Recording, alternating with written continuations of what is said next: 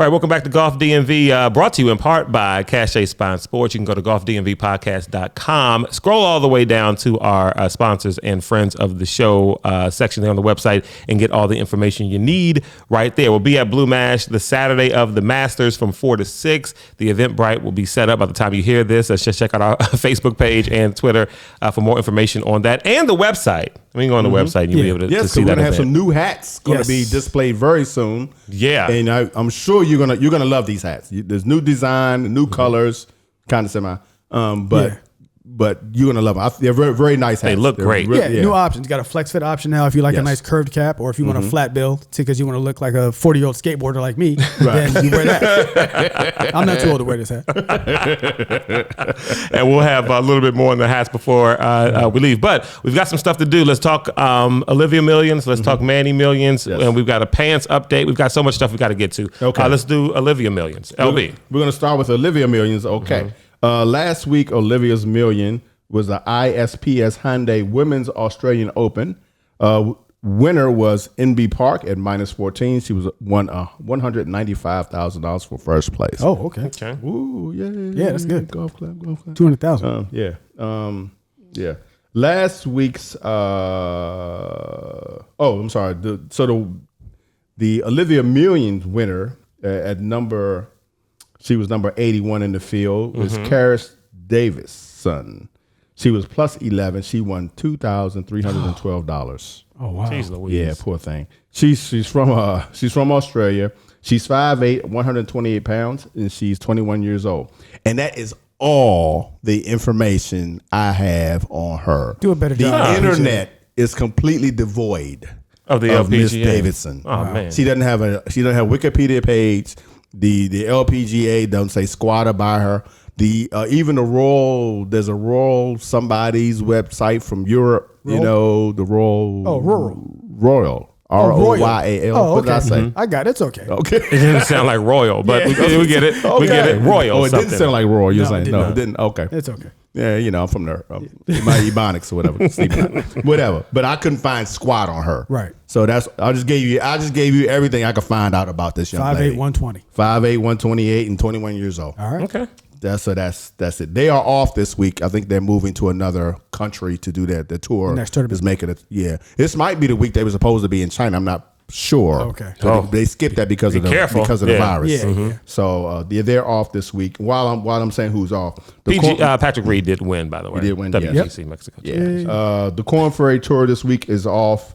This week, the next tournament is going to be the El Bosquic Mexico champion. Oh yeah. By Innova. Yeah, that's whatever that is.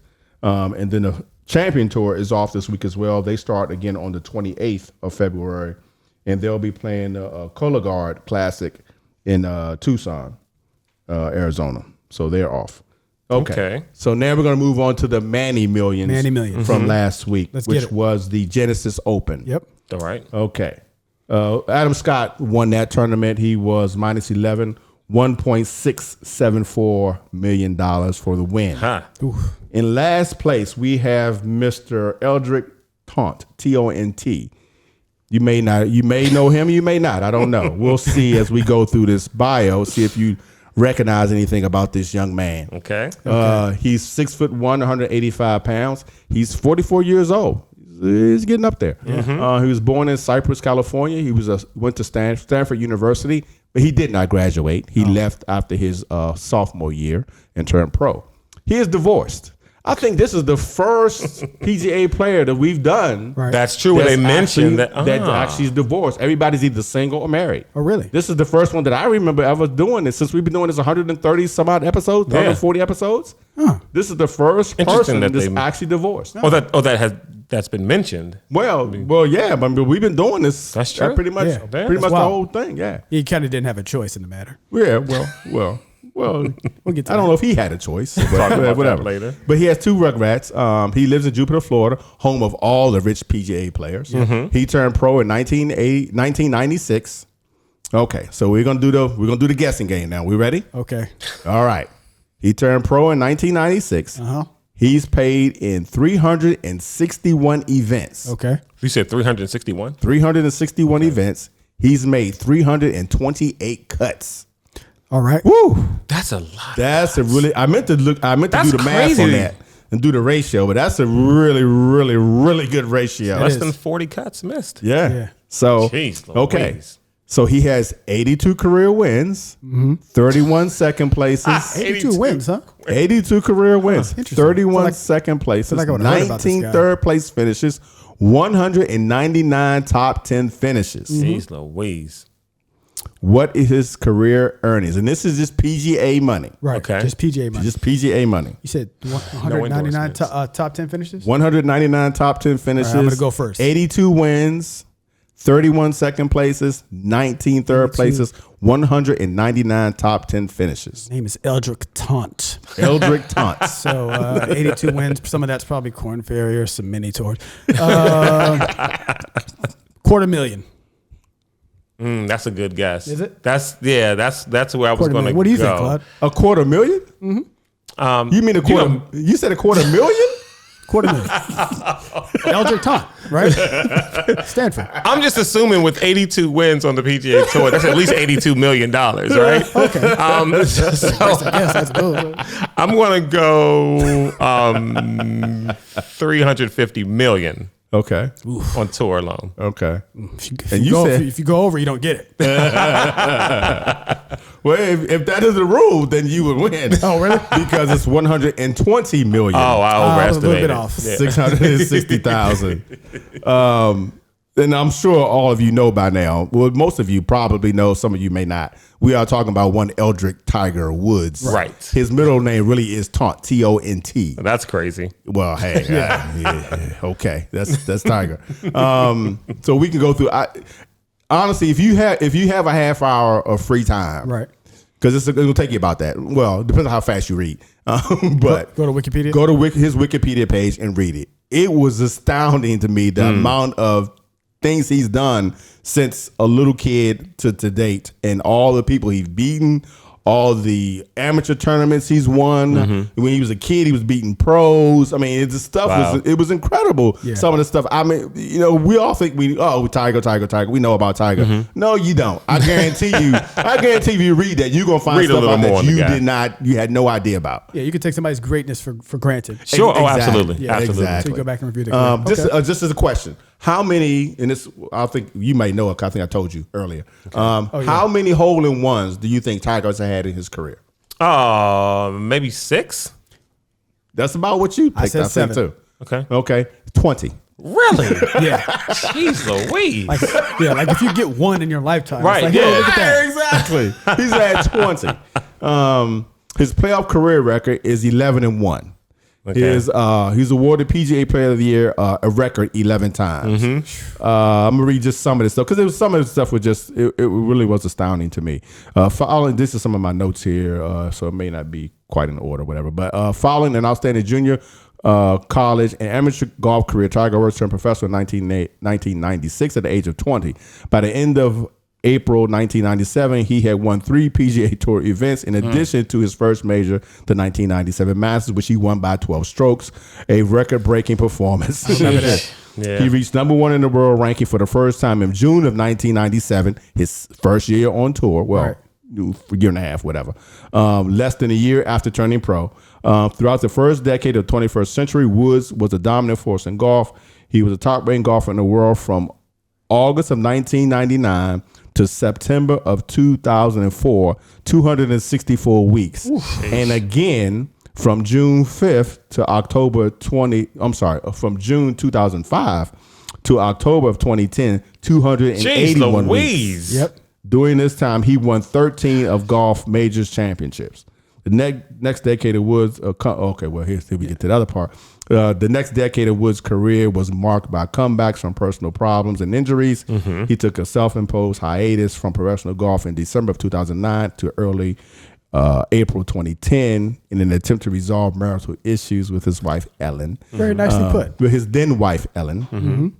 Extramarital affairs with Woods had been alleged by several women, and a couple eventually divorced. Now, I'll stop right here. Okay, yeah. Because I had something I want We to all say know about this. this. Okay. Yeah. When Tiger got caught in his stuff, situation, whatever you want to look at that. I liked him more then because then he became a real dude. Okay, you know what I mean. And now I'm not here to.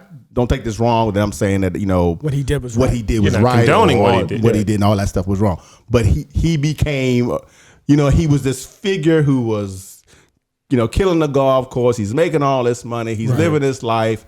He's living that dream type world. You put him up on this pedestal. And you think he's just perfect, spotless. Exactly. And then when this happened, like, oh, you're one of us now. Right. Yeah. This is what fans of sports like, though. We like for our sports heroes, unless you're a fan of that person individually, somebody gets too high up.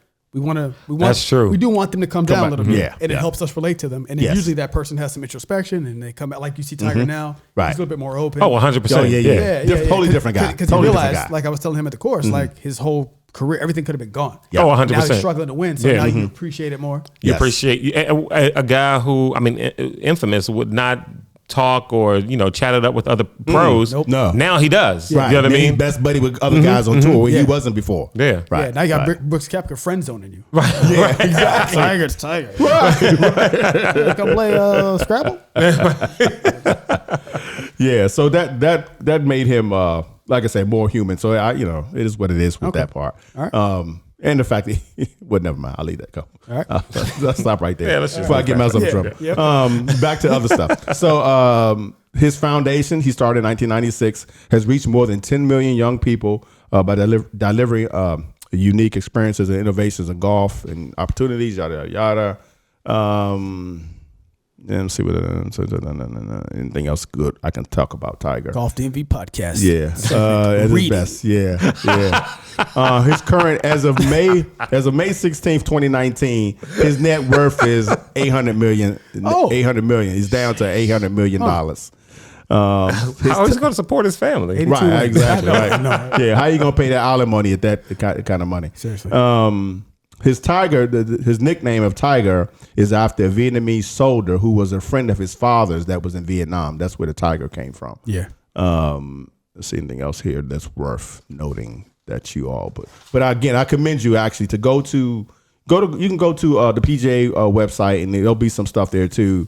At the bottom of their pages they have like the your accomplishments basically. Yeah. I mean, his just kept scrolling and scrolling and scrolling and scrolling. Yeah. But the Wikipedia page, I honestly, it was so much stuff. I was like, where do you? I couldn't. It was so much stuff. It was like, oh, this is good. Oh, but this is good. It was just so much stuff that we could talk. We could talk about Tiger for about the whole show basically, and not touch all of it.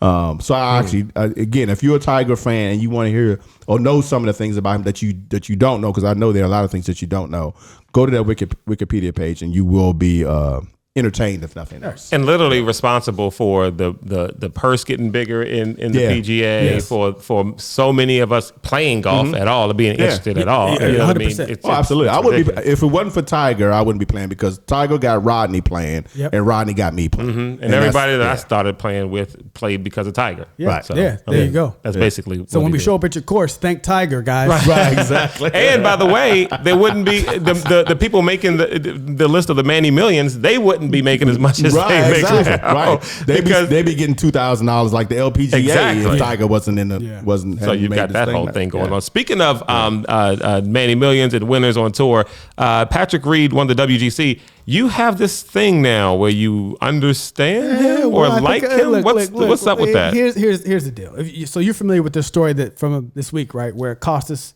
and Gary, was it Gary Woodland? No, Costas and Gary McCord.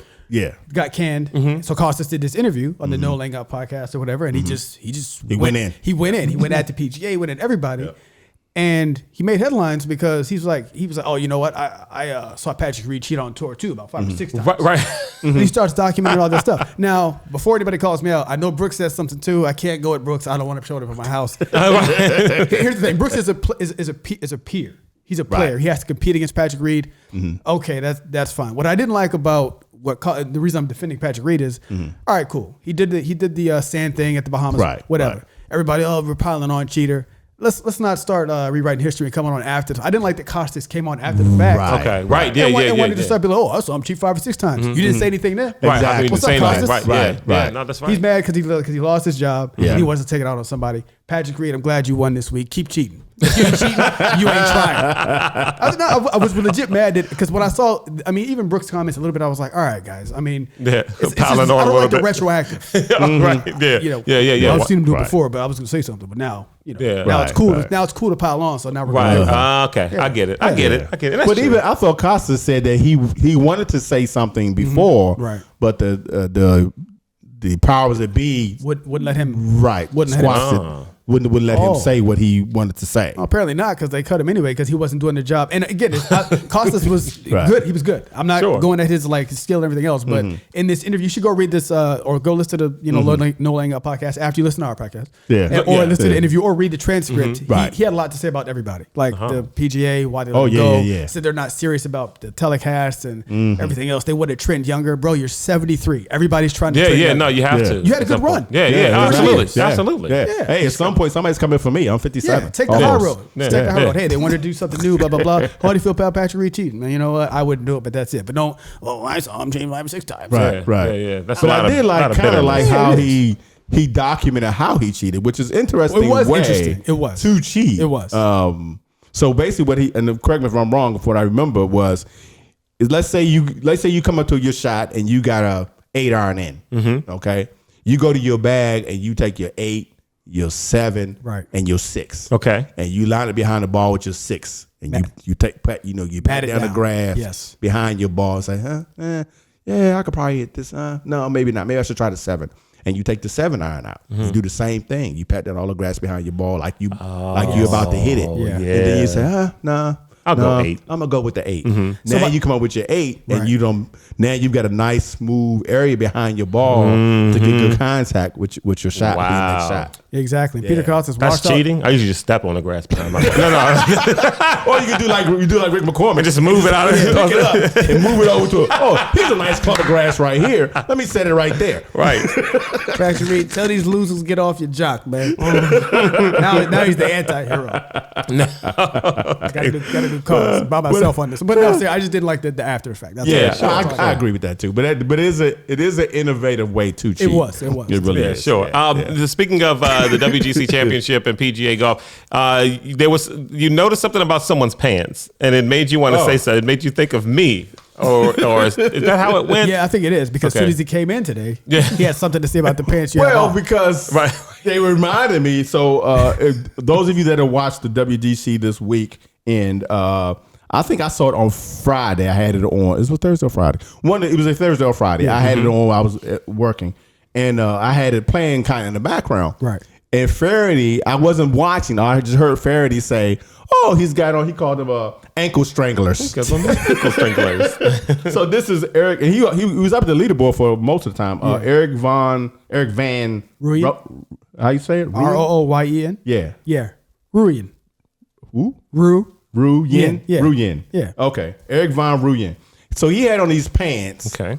that have elastic in the ankles, Almost like sweatpants. like sweatpants we used to wear back the in the bottom. day. Yeah. They don't even. I don't know if they still make that kind anymore. I don't even know. Well, this is what the kids are wearing these days. Okay. Well, like he high had, waters. Yeah. Yeah. Well, he had those pants on, and that's what Faraday's called them, ankle stranglers. Yeah. So he caught my attention with that. Apparently, so he wears them a immediately- lot. Here's another picture of Eric with Yeah. these With, kind of. and his shorty socks on and stuff. It's like he's going to the beach. I mean, that's really like If I'm he's gonna wade going to the in beach. the water, I You don't didn't want like to that? That seemed like a cool look. You To guys who? didn't- To me, it looked like if I. Now, I'm normally with Claude on the style 100%. I can't wade into the water with the tight sweatpants. You guys didn't think that was a cool look? No, not at all. I was No. thinking you would, but you didn't think so? No. Not really. And also, I feel like it's, it's February, it's back here. So I feel like there's a double standard too. If I show up to the course with tight waist pants, sweatpants on, they're going to be Right. like, you got to get out of here with that. Exactly. Yeah, yeah. put some yeah, slacks yeah. on. Got to show him a picture of Eric Van Ruyen. By the way, Garrett low key had a good fashion game when Did he? we went to. Oh, when yeah. yeah. He's pretty sharp. Garrett Yeah. Harding likes to, he'll button it up. Yeah. Yeah. Okay. No. Okay. Yeah, there's no way I would wear those. Hey, speaking of which, everybody who's into this, if you don't know, February 28th, Jordan Brand is releasing the Jordan 5s as a golf shoe. Oh, get out of here! I will be online. Okay. All right. I will You'll be be up all at night. midnight waiting for the good. I still haven't put together my last 2 outfits for Orlando, and I have some ideas now after seeing the tour because Justin Thomas is pretty What stylish. is the weather going to be in Orlando? We should probably look. The other thing about the Eric Van Ruin pants was that you came in and I had some pants on just like Yeah, those. exactly. Some denim Yeah. wash fade look pants with the as a elastic wash. at the Now, bottom. I'm still caught in the 80s in a lot of ways. So I am not one to question. Well, that's not true because I do question. You definitely do. That's not true. Yeah. You attributed him missing a putt to his tight pants. Literally, while we were at Green Turtle watching, he did something wrong. He's like, "That's because you got them tight pants on." Right, exactly. He couldn't turn right. Had nothing to do. But yeah, this is no way I can wear them. But the wash on the pants, I mean, that's 80s. Yeah, so well, again, It's the fit though that you can't get with. all of it. Okay. And the elastic at the bottom. The elastic and at the bottom, the acid wash. Because I thought acid wash was done. I Yeah. could be wrong, but I mean, It's again, not. It's back, man. It's back. It did leave. It did leave. It It came did back. leave. It was Yeah. gone for a little bit. Okay. Yeah. I And while we we're on the course, Glenn even said he came close to buying exactly some of those. He said close. Yeah. But he couldn't bring himself to do it. So you Right. gotta Oh, convince him, you gotta no, convince him, Glenn. Claude. Come Yeah. on, man. Let's get those, man. Glenn's my man now. Yeah. as he beat you with his Yeah, tight leg exactly. pants No, on. Glenn. Don't buy anything fashion. I want you to wear, Dockers. If you want to beat me, I want you to look corny out there. I want you wearing Dockers and like Callaway shoes. Some Dickies. Yeah. Exactly. And it's funny because today I had on some khakis and my Callaway shoes. Yeah, I know. Oh, did you? Yes, I did have on He my did. Callaway shoes. I didn't know that. Say nothing. I sure did. He had his Dickie work pants I on. Looked sure like he did. just got off shift in Pep Boys. And you've been doing so But good. here's the deal. So when I went in my closet last night to get this stuff out, I Right. said, I looked at all my golf pants and I was like, I'm going to save those for when it's really golf season. Right. It's still kind of chilly out. I'm not wearing those thin nylon golf Put pants yet. compression pants on under them or long johns. I don't The even- athletic I don't- compression pants. I don't even own a pair of those. Oh yeah, I do. You got to get the Patagonia joints. Yeah, man. Stick 'em on Anytime the weather gets under 60 degrees, I've got compression stuff on or long johns. Yeah, No, yeah. Because I wear no. the same nylon Nike ones Yeah. throughout the year. Yeah, No, don't own a pair. You got to take you to Marshalls, man. No, but I don't. My legs don't get that. I mean, we don't need to. What are we doing out here, man? Legs don't get cold. I don't need. I just don't see the need for those. I guess not if you got this waders on that you come out there. my khakis, I guess with my pants that khakis thick, you are- don't my really- khakis are thick enough. I They don't are. need another They are. layer They of repel something wind else. and moisture and Right. bullets. But see, and now you everything got else. on 2 pair. But you got on 2 pair of pants. Yeah. Now That's I got true. on 1. That's true. Who's more comfortable? I'm just true. saying. That's funny. That's funny. That's funny. Yeah. So enough about pants. Can't wait for the Orlando trip. That's coming up. That's right around the corner. Yeah, it's Yeah. We like 3 weeks out almost, something Yes, like I that. need 3 it. and a half Right around the weeks. corner. Yeah. Looking forward to it. Yeah, yeah. We've got a Black History Month moment. You want to talk about Althea Gibson before we get out of here? Again, this is going to be similar to last week because it's another long article. I commend you to go to not golf. Go to PGAtour.com. It was PGA.com. I ask this question every time. Okay, one of the two. It's either PGAtour.com or PGA.com. They have an article there about Althea Gibson. She actually was the first black female to be on the LPGA tour. Came as a surprise to me when he told me when he said he was going to do this segment. Yeah. Yeah, because she. I mean, if you remember last week when we talked about Miss Renee Powell. Yes. She mentioned that she was the second. I don't know if she ever said who the first one was. Okay. But Althea was the first one. first and one. even in the article about Althea, they interview Renee Powell and she mentions how Althea kind of paved the way for her. was an influence for her. Now, if you know Althea Gibson's name, you know it from Wimbledon. Yeah. Right. Yeah. So she was 36 years old. I'm sorry. Yeah, it she looks was, like it's on PGA.com. PGA.com. Thank you. She was 36 years old when she was made her first LPGA Tour start, stirring the golf world in profound ways and revealing a strength of character not only to herself but within all those pioneering women scratching out and living in the world of golf in 1963. Good night. That's Imagine the- how tough it was for them then. Yeah. That's the 63. That's the year I was born. Oh, okay. Sounds so long ago. Because it is. Probably it was. Yeah. Well, Althea had already become a star. She's the first African American player to win Wimbledon. Yeah. Yeah, thank you. The tennis major. Yeah. She joined the LPGA Tour the same month that George Wallace became the governor of Alabama, promising segregation now, segregation tomorrow, and segregation forever. I will admit that immediately when you're reading that and you said the same time George Wallace, I immediately went to the comedian George Wallace. I'm like, wait, how did they line up? Okay, I'm sorry. So not only was Gibson a 2-time Wimbledon and 2-time U.S. Open tennis champion, she was the first American to win either. She was the first African American to be ranked number 1 in the world. So then it goes on about her. She actually was an exceptional musician. She had a record out. She was performing the Ed Sullivan Show a couple of times. All that before she decided to give golf a try. Good night. Yeah. Exceptional person. Oh, absolutely. Yes. Absolutely. And then was winning at golf too. Right. Right. Well, yes. Yeah. Okay. Yeah, she didn't really. And she won a tournament, right? I don't think so. Oh, okay. Yeah. She made the tour. She made the tour. Oh, yeah, well, I mean, it's she more made than, cuts. better than me. I mean, she was She there. became a professional. Yeah. One of the things I thought was interesting, she talked about how